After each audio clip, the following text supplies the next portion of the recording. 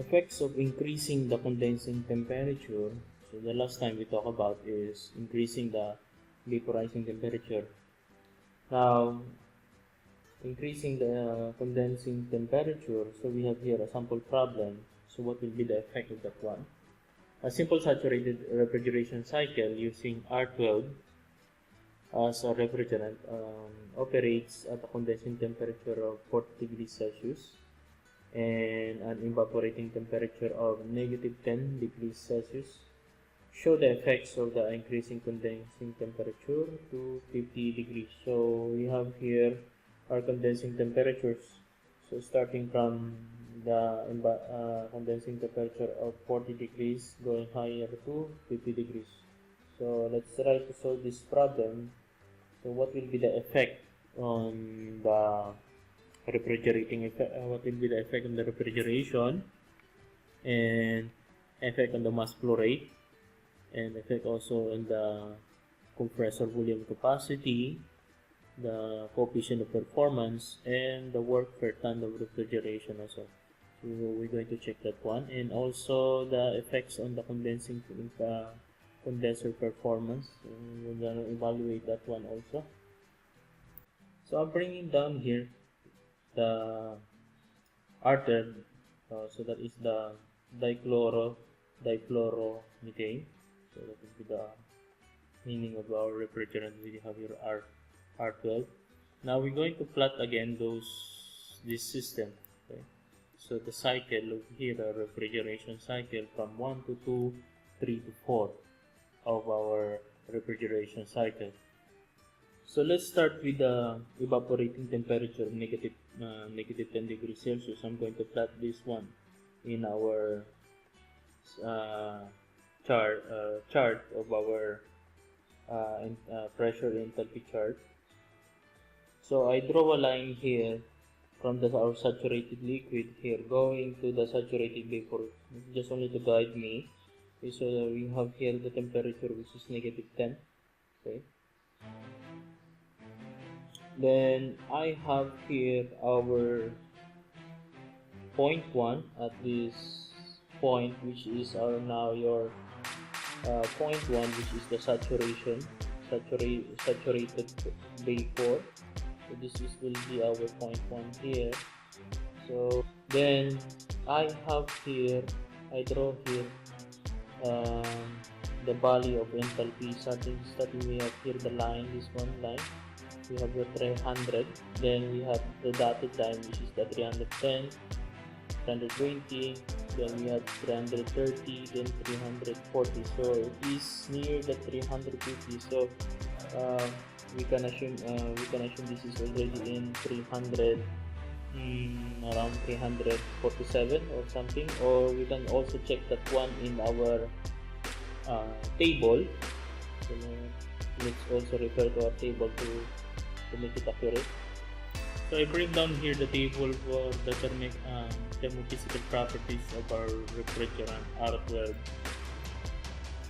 So highlighting the negative temperature of -10 degrees Celsius, we have here. Okay. So highlighting one that is -10 degrees Celsius, we have the corresponding pressure here that is 0.21878. So that will be in unit of megapascals, so we can plot that one also. Then we have the corresponding enthalpy. So we have now in vapor side, so we have 348.29. So we can use this one to properly address the values of that point. So I have here now, I putting it here to guide me, 348.29. That will be the unit of kilojoule per kilogram. So I'm gonna write here, we have your vapor here, or let's say this is Hg. So that will be at -10 degrees Celsius, which is equal to 348.29. So that will be kilojoule per kilogram.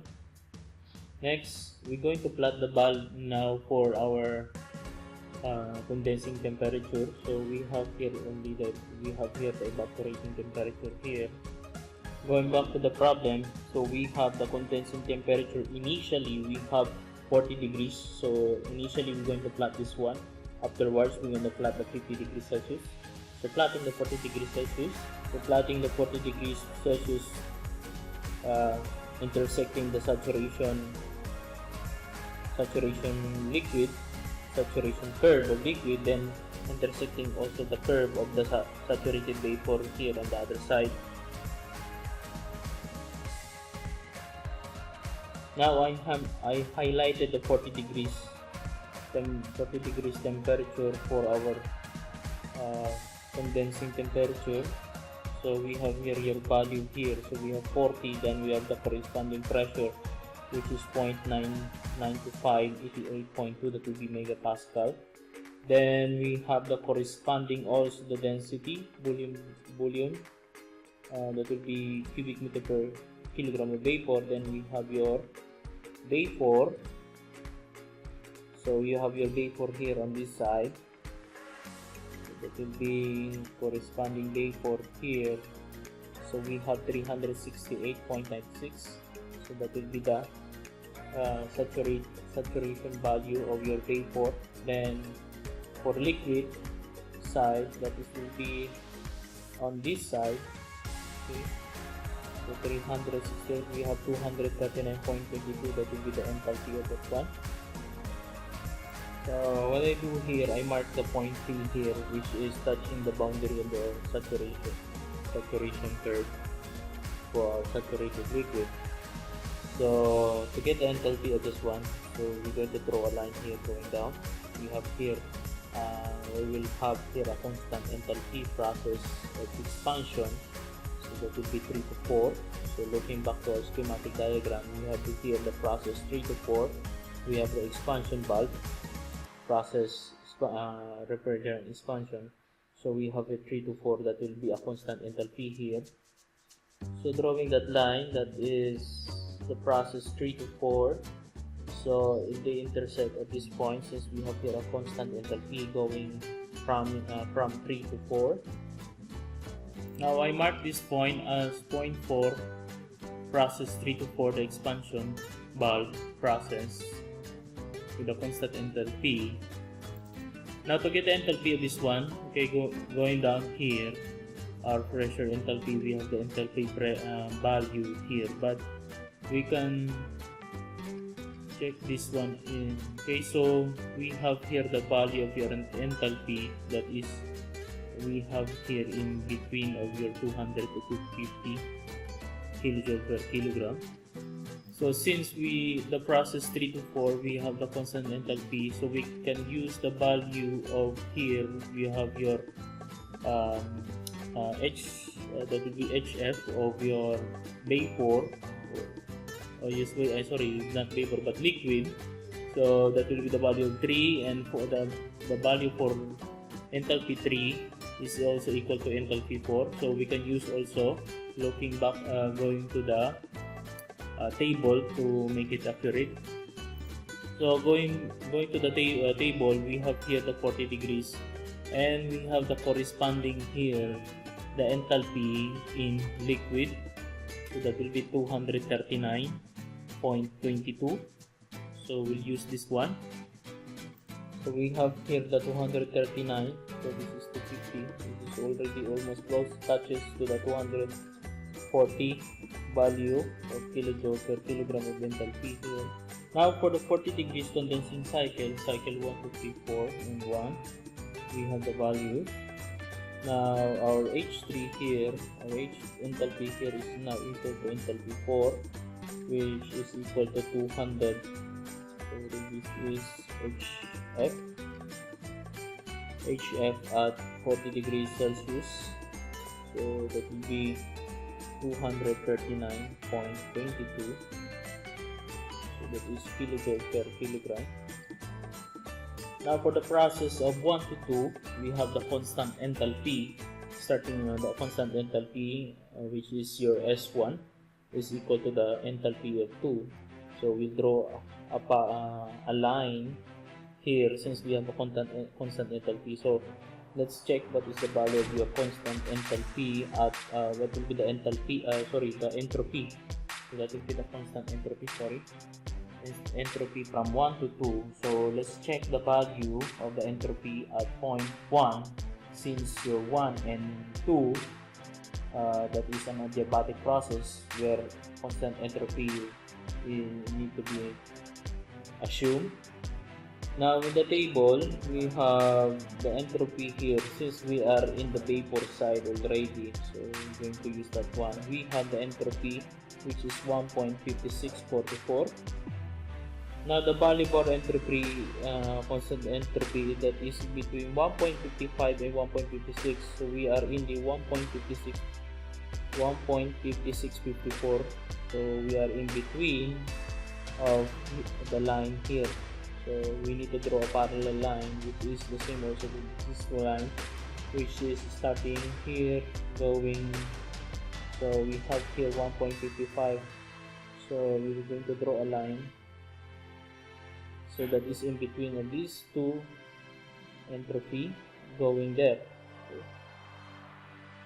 So I'm going to draw a point that is in between with this line and this line. So here. Okay. Now this is now our point 2. Now connecting the line from 1 to 2.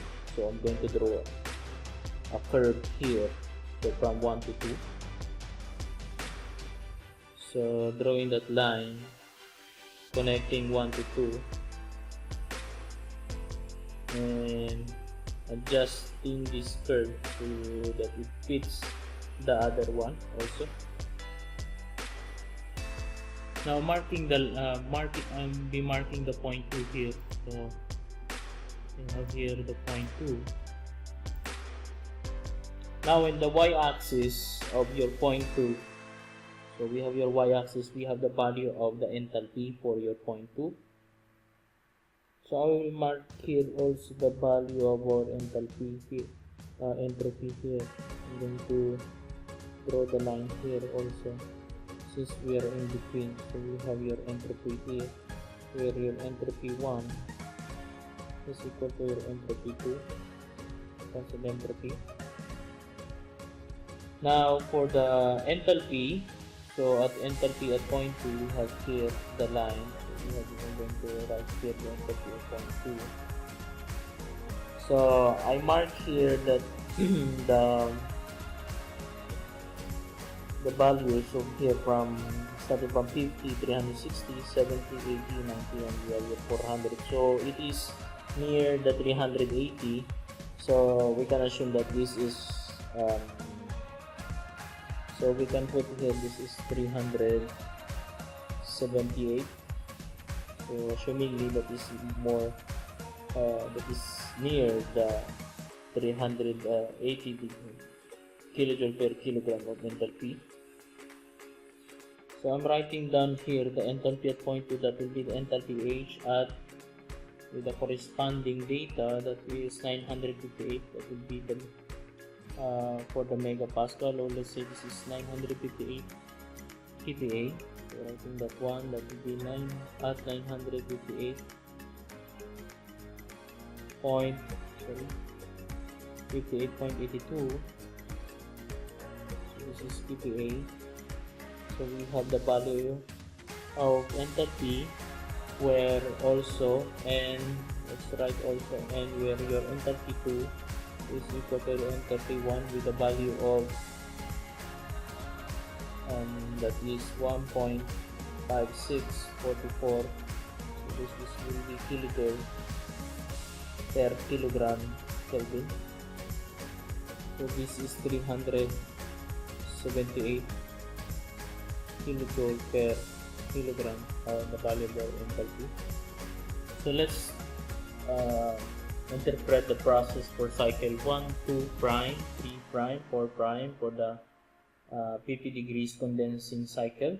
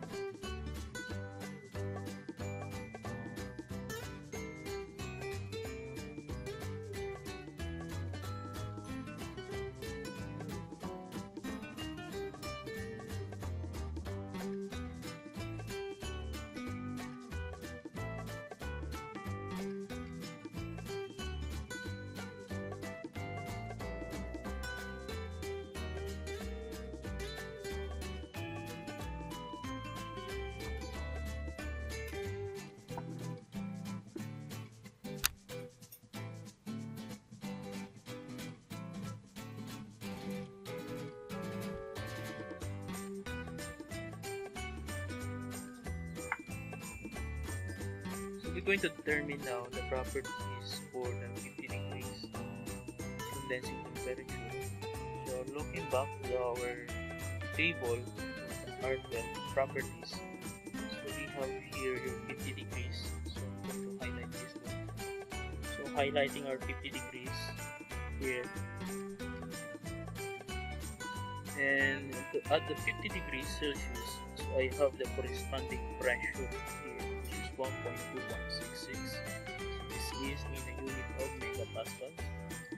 So we're checking the one. So we have here the unit of pressure, which is megapascal. So inputting it here, so we have now the value for pressure at 3' and 2' for the condensing pressure. So we have 1.2166, so that is the unit of megapascal. Now for the value of H2', so let's write here the value here. We have H2', which is now equal to 385. So 385 kilojoule per kilogram. Okay, at, so this is will be at the pressure. So at the pressure of what we have there is the pressure of 1.21660.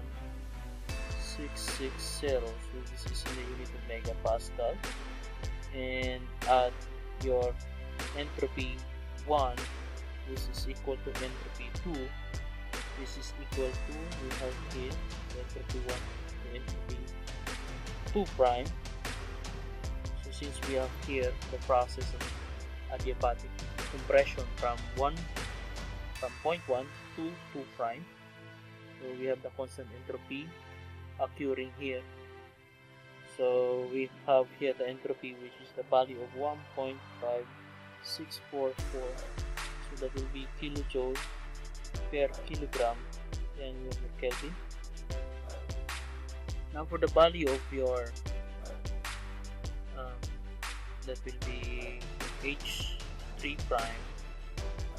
we have here that will be also equal to your H4' enthalpy of 0.4', and it is equal to the value of, we have here 250 kilojoule per kilogram. This is now 250 kilojoule per kilogram.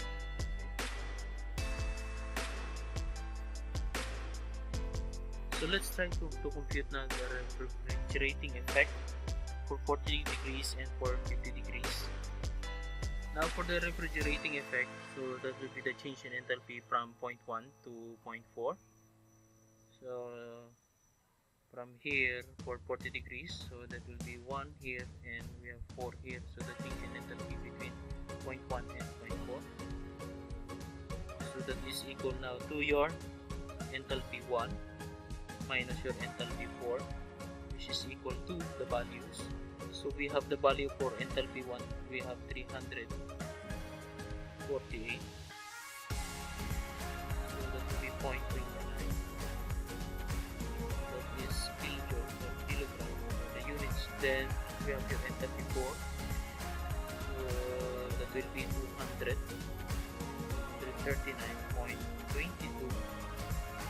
The unit, the same unit kilojoule per kilogram. So using your calculator, we have the value of, so we have the value of 109.07, the unit of kilojoule per kilogram. Now for the 50 degrees condensing cycle, so we have the change in enthalpy. So from enthalpy 1 minus your enthalpy 4'. So looking at our pH diagram, so that will be 0.1 here and we have the 0.4' here. So our enthalpy 1, so that will be 348.29. Also the unit of kilojoule per kilogram minus your enthalpy 4', so that will be 250 kilojoule per kilogram. So your calculator has the values. absorbed. So we have the value of 90.29 kilojoule per kilogram.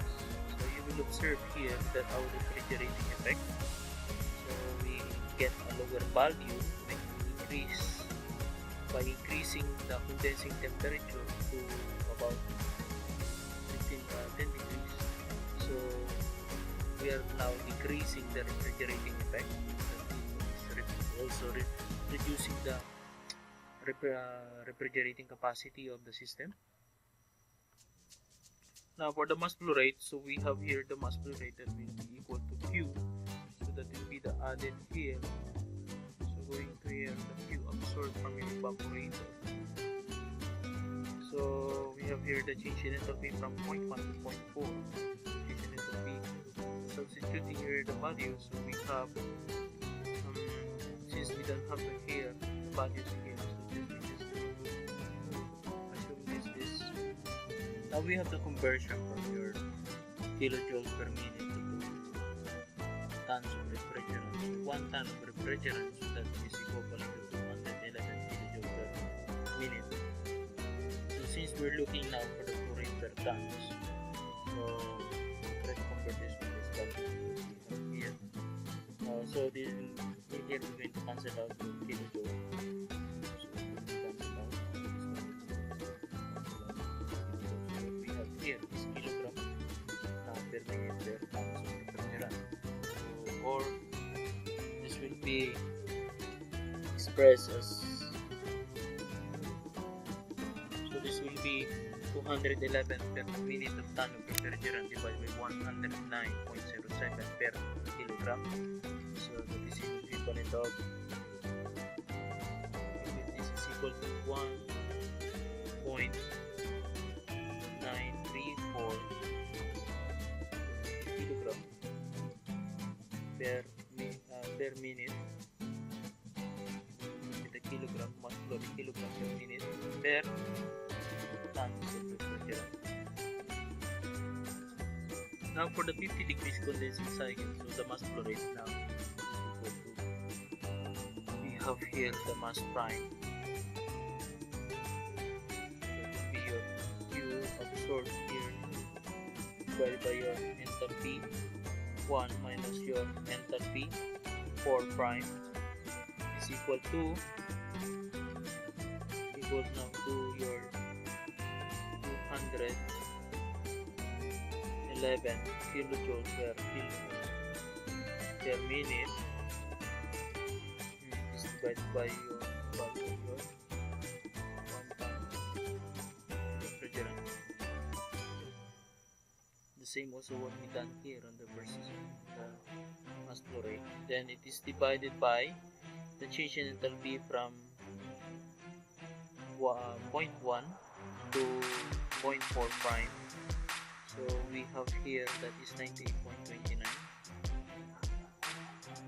Is 98.29.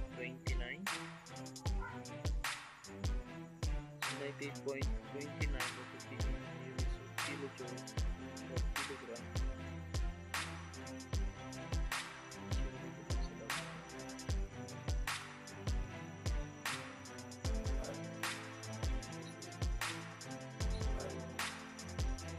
Finally, we have it back.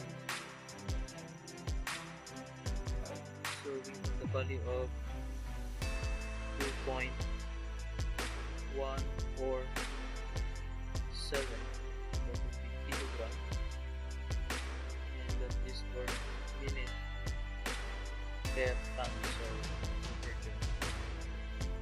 So you will notice here we have an increasing mass flow rate.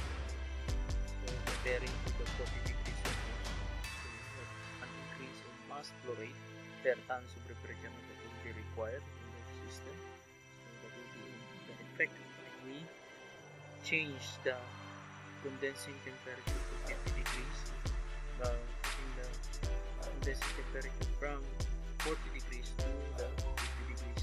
So increasing. So we have an increased value of mass flow rate. Now for the effect on the compressor volume capacity, so that will be on the suction of our compressor. So we'll determine how much is the volume flow rate at the suction side. So at this point 1, so we'll be needing the properties at point 1. So since we have in this chart, so we have the values of density. We have here the density, the kilogram per cubic meter, and also we have here the values of your density. Okay, and we have here also the volume density of your vapor, and we have your liquid. So we'll be using now your vapor since it is on the suction side. For the point 1, so it will be in the 10 degrees. So we have the given value of your density, which is the vapor. So we have 0.07737 for the density. So we will write our equation here. The volume flow rate 4.1 the suction with 1. Of your mass flow rate times now your density at point 1. Let's say the density at the okay, this is already in vapor. Density at point 1. So we have the mass flow rate, which is equal to, then it is multiplied by the density in the vapor, that is 0.07737. So this is in cubic meter per kilogram.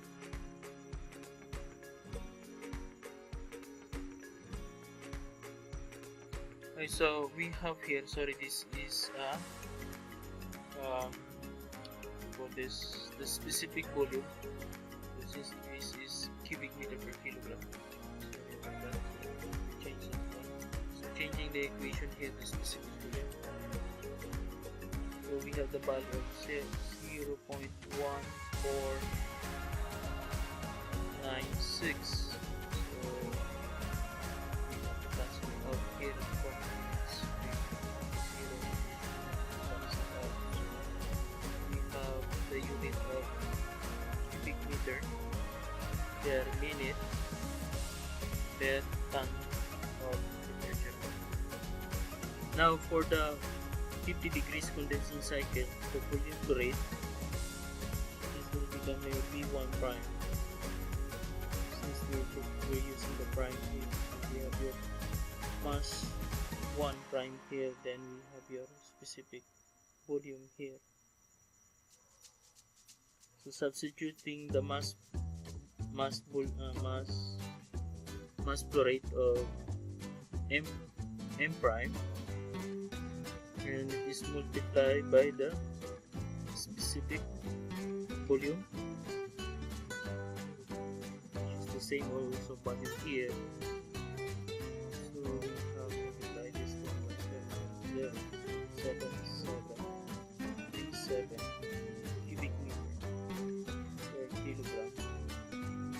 We have the value of, so we have the value of 0.166.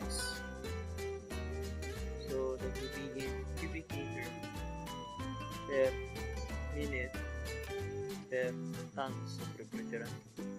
So you will observe here we have an increase in volume flow rate per tons of refrigerant. So as we increase the condensing temperature from 40 degrees to 50 degrees, so we will be attaining an increase in volume flow rate of the capacity of the compressor. Next, we're going to test the effect on the coefficient of the performance as we increase the condensing temperature from 40 degrees to 50 degrees. Now for the 40 degrees condensing cycle, so remembering that our COP or coefficient of performance is equal to the equation of your enthalpy 1 minus your enthalpy 4, which is divided by enthalpy 2 minus your enthalpy 1. substituting the value of your the change in enthalpy 1 to enthalpy 4, we have now substituting the value of enthalpy 2, the change in enthalpy 2 to 1, which is 378 minus 10 to 48. We have the value of 3.67. Performance of 3.67. Now for the 50 degrees condensing cycle, we have your COP, which is equal to enthalpy 1 minus your enthalpy 4 prime. Then it is divided by your enthalpy 2 prime minus your enthalpy 1. We have value. Now substituting the value of your change in enthalpy, so from H1 to H4 prime and H2 prime to H1, so we have here 98.29 kJ per kilogram, then divided by the change in enthalpy 385 minus 348.29.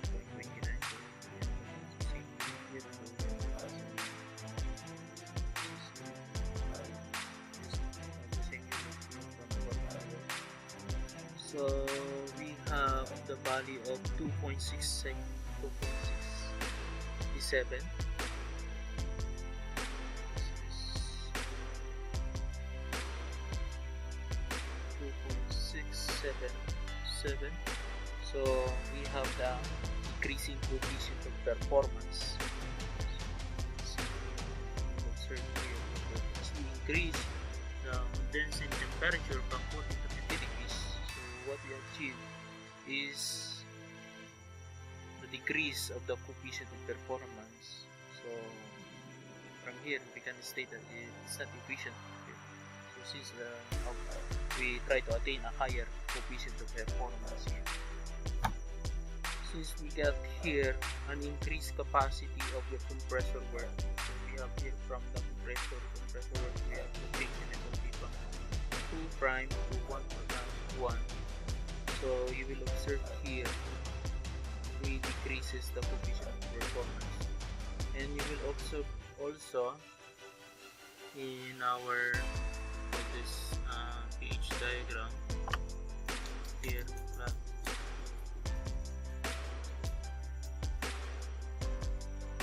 So observing our pH diagram here, so you will see the work of the evaporator from 4.1 prime to 1 and from 4 to 1. So we have an increasing, so we have a decreasing capacity of our evaporator from 4 prime to 1, and we have an increasing capacity of your compressor from 1 to 2 prime. So we have an increasing work happening here.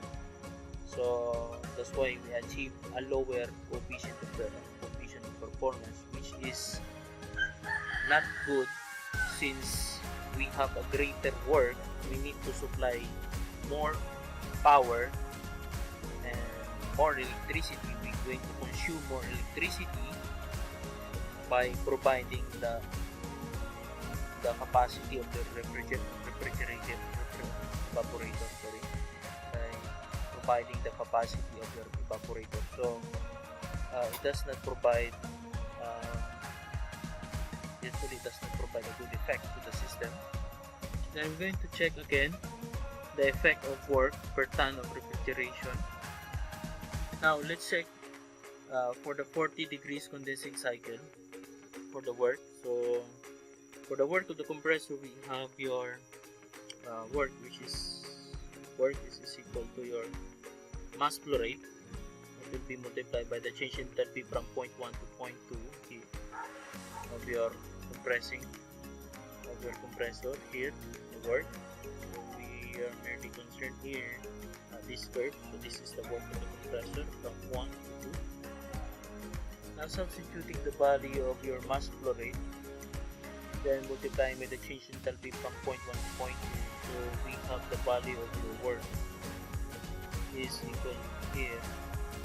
So we have a value of 57.5 46. So cancel out the kilogram here. Then we have kilojoule. So we have the unit of kilojoule per minute. Then per tons of refrigerant. Now we have the conversion. So we have the conversion that our 3.52 kilowatts, this is 3.52 kilowatts, is equal to 211 kilojoule per minute. So I'm going to cancel out the units here.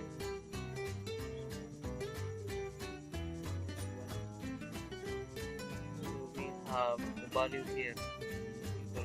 So we have 0.958 kilowatt per tons of refrigerant.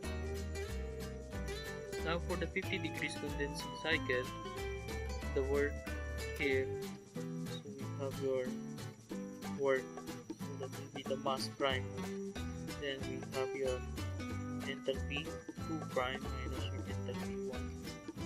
So that is equal to, so substituting the value of your mass prime and the change in enthalpy between enthalpy 2 prime and your enthalpy 1. So we have the value of your work, which is equal to, so we have the value of work, which is 78.81 kilojoule per minute per tons of refrigerant. Then converting that one to kilowatt, so we have here cancelling common units here. So we have value of, so we have the value of 1.314 kilowatt per tons of refrigerant. So you will notice here we have the increase in work of the compressor, so that corresponds to increase in electrical consumption. So in the refrigeration system of this type will be high cost of operating system. So it is not good. It's not a good type of system since we are consuming too much electricity and we are providing a small amount of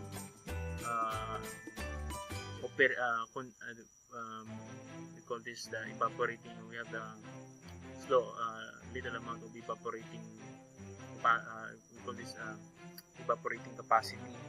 So this type of system, by increasing the temperature of the condensing system, has, we call this a less efficient type of system. Then we'll take a look at the effect on the condenser performance. Now for the 40 degrees condensing cycle, the heat rejected at the condenser. So we have the equation of your condenser, that will be the heat rejected of your condenser. Let's say that will be QC. Then that is mass flow rate times the change in enthalpy from 0.1 to 0.2, 0.2 to 0.3. So referring to here, that is the change in enthalpy from going from 0.2 to 0.3. Okay, so what will be the heat rejected here? And also looking back our schematic diagram, that will be the change in the change of the properties from 0.2 to 0.3. So this is now your enthalpy 2 minus your enthalpy 3. So we have the value of the mass flow rate, and the value of our enthalpy at 0.2 and 0.3. So at 0.2 we have here 378 minus 239.22 is the unit of kilojoule per kilogram. So I'll cancel the units here.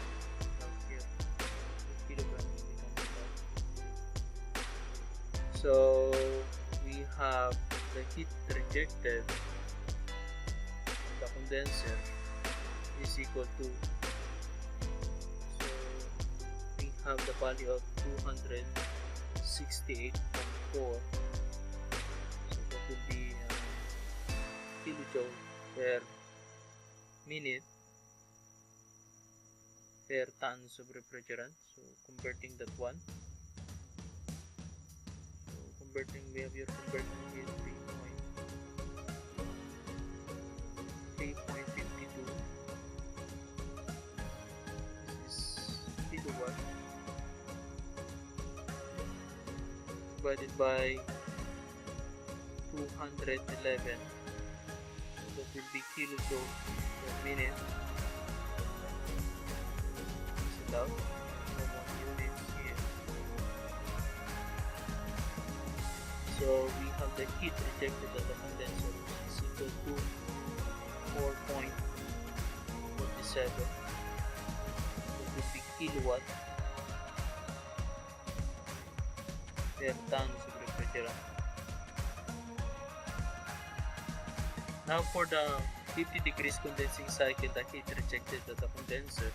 So again, we're using the equation here. We have your mass flow rate times the change in enthalpy from 0.2 prime minus your 0.3 prime. So substituting the value here, substituting the values of your enthalpy of 0.2 prime and 3 prime, so we have the value here using our calculator. So we have the heat rejected by the condenser, which is now equal to 289.845. So we have now, here we have the units of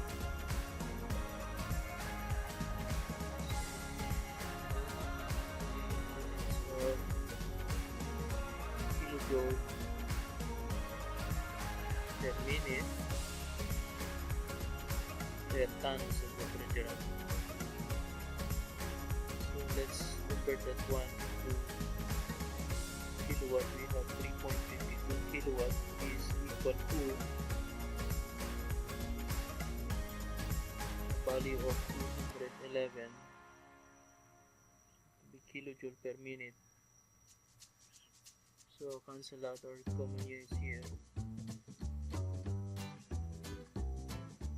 So we have value of your heat in the condenser is equal to, so we have the value of 4.835, so that will be kilowatt per tons of refrigerant. So you will notice here, from as we're changing the condensing temperature from 40 to 50 degrees, so we have an increase also of heat being rejected to our condenser. So from 4.47 kilowatts at the 50 degree at the 40 degrees, then we have an increase. We have increased to 4.835 kilowatt tons of refrigerant at 50 degrees. So let's do a summary here for the effects of increasing the condensing temperature. The refrigerating effect per unit mass, so we have the value, so that is decreases.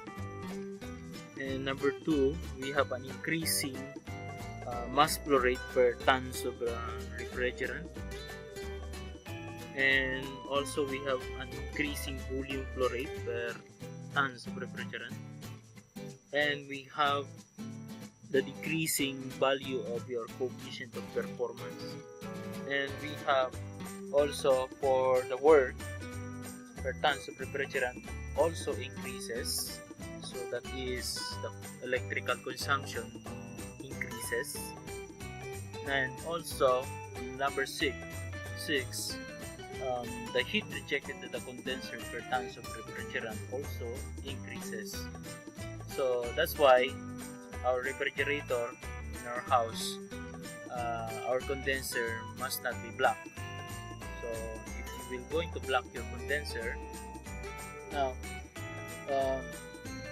if you have a refrigerator like this one, which is the condensing